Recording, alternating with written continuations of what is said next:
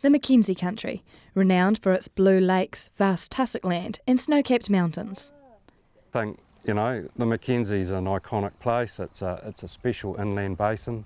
However, the landscape is changing as the battle between conservation and development continues. I think there's a lot more development that has to happen on some of the flat ground.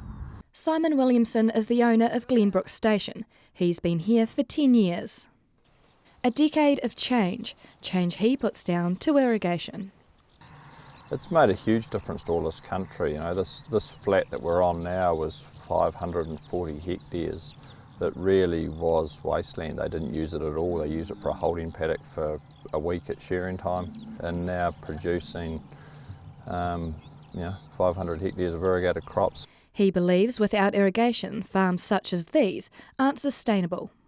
Irrigation makes these places, you can make winter feed, you can finish your lambs. It gives you options that you're not just at the whim of the market. But according to Doc, it comes at a cost.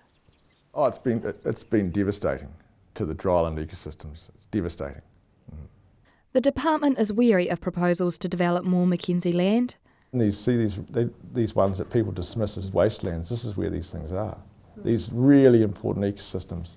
Nicholas Head says it puts the future of over 60 endangered plant species in jeopardy.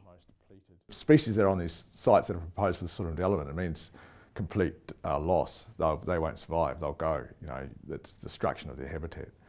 Plants in the Mackenzie Country have adapted to the harsh conditions with freezing winters and baking hot summers, but docs say they cannot cope with the water irrigation provides. If we don't protect these now, we don't actually draw in a line in the sand, chances are when we lose them, we can never get them back. And it's not only plants Doc is worried about. During the 80s, there were just 23 black stilts left in the wild.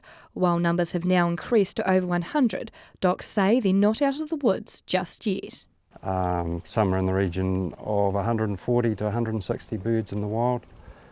We still need to get it a lot higher than that before they'll be anywhere near able to do it on their own. The department is worried the increase in intensive farming could affect waterways. I guess what we don't know is longer term whether the runoff from intensive development of farming is going to have an impact on the rivers that are their habitat. So it's kind of a wait and see, I think. In a statement from the Mackenzie District Council, they say they do recognise an issue in between balancing farming and conservation. However, they do believe this can be achieved through the Mackenzie Agreement. In that agreement, signed by 22 organisations representing farmers, councils, conservation groups and the tourism industry, means everyone will have a say on future decisions. Local farmers have already given DOC land for conservation and believe more development is possible without damaging the environment. I think, as a country, you need to get some of these flatlands and irrigatable land into production, and not at the expense of water quality. It's all got to be done within reason. I think we could come up with a good mix, and I think we can live hand in hand.